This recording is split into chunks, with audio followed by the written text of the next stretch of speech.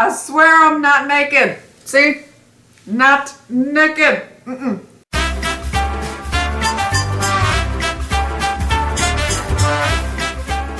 Hi gorgeous! Today I'm showing you how to transform into a popular 30s icon, Betty Boop. But first we have to get rid of these eyebrows, so bye-bye! To do this, I'm using 3 minor items, first being the Elmer's glue, specifically the purple kind, and this is non-toxic, so it is safe to apply onto your skin. And I'm also using a mascara spoolie and a small spatula. I'm taking that Elmer's glue onto the spatula and brushing this onto the brows, and once I have it deposited, I'm using the mascara spoolie to flatten the brows further and brush them in the direction that they grow. The idea here is you want to really flatten them out, press them against your skin as flat as possible. Once that first layer of glue has dried a little bit, you want to take some translucent powder and dust it lightly onto the brows. And then you'll just repeat these steps. I did about 5 to 6 layers, so you'll just lay down more glue on top of the brows, brush it through with the mascara spoolie, apply more translucent powder, and keep doing those steps until you feel like you have really flattened out the brows. So I've done my last round of brow application. I'm going to let those dry and set for a little bit and continue with the eyes. So I'm taking MAC's Gesso eyeshadow and applying this onto the lids. This is just a simple matte white eyeshadow. And now that my brows have dried a little bit more, I'm ready to conceal them. So I'm taking an orange concealer from my Graftobian color correcting palette and applying that onto the brows.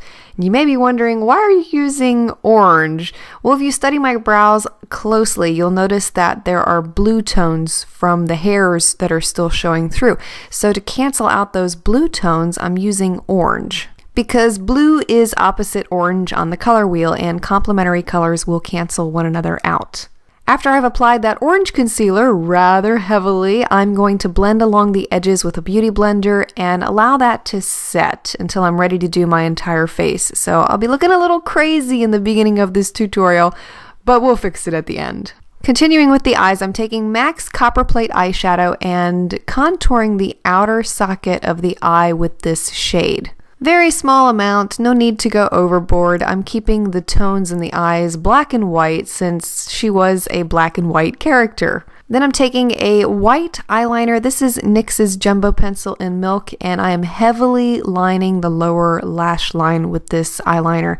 And this is going to give us that wide baby doll eye look. I've also taken the same pencil, applied a little bit onto an angled brush, and I'm lightly lining underneath the lower lash line so that it meets the waterline and we widen that white area a little bit more. Starting to really not look like myself anymore. Then I'm taking a black gel eyeliner and drawing a thin line on the upper lash line. I'm also using the same eyeliner on the lower lash line, but I'm drawing the line underneath where I applied the white eyeliner. So this is going to make it look like our lower lash line is extended further, and this opens up the eyes and gives you a very wide-eyed look. Because remember, you want this look to be cartoonish. It shouldn't be too realistic looking. For my lashes, I'm using this spiky pair that I picked up online. I forget what they're called. I will have it listed down below once I'm able to go back and figure it out.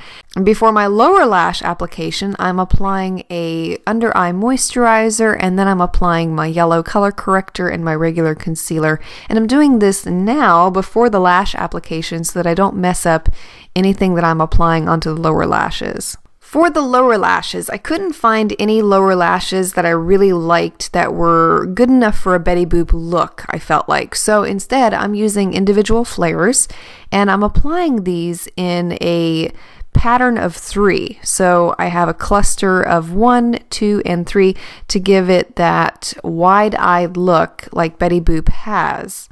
As an alternative, you could also just draw the lashes from the lower lash line onto the face a little bit, similarly to how you would do in a Twiggy look. It's up to you. Now I'm applying the foundation and covering everything up, including the brows.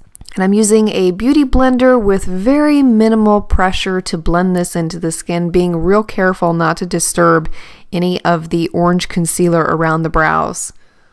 I gotta tell you, covering the brows is not an easy thing to do. I probably practiced it about 5 times before I filmed this video, and then when I was filming it, I actually had to record it 3 times before I could get it right on camera. So if this is something that you struggle with, don't feel bad. I still feel like I didn't really cover them as well as I could have in this video, but it's a pretty good attempt for doing it 8 times. And I feel like the eyebrows in this look are really what makes the difference and makes this look like Betty Boop. So I'm really glad that I did take all that time to learn how to try and cover them. So now I'm drawing in Betty Boop's eyebrows, and hers were slanted downwards. So they started real high above her eye and slanted down. So that's how I'm drawing these with a simple black eyeliner pencil. It changes the whole face. It looks really strange, but it gets you into character real quick.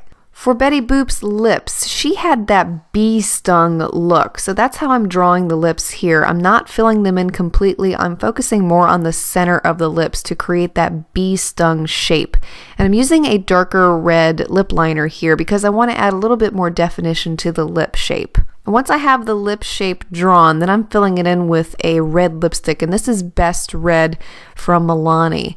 And once I've got that blended in with the lip liner, then I'm going back with a simple clear gloss. I believe this is from NYC, and applying it onto both the top lip and the bottom lip because she always had this juicy lip look and a little cartoon shine on that lower lip. Adding a black wig, I would have loved to have done a hair tutorial, but you know I'm not going to cut my hair or dye it black. And don't forget to add Betty Boop's big gold earrings to complete the look.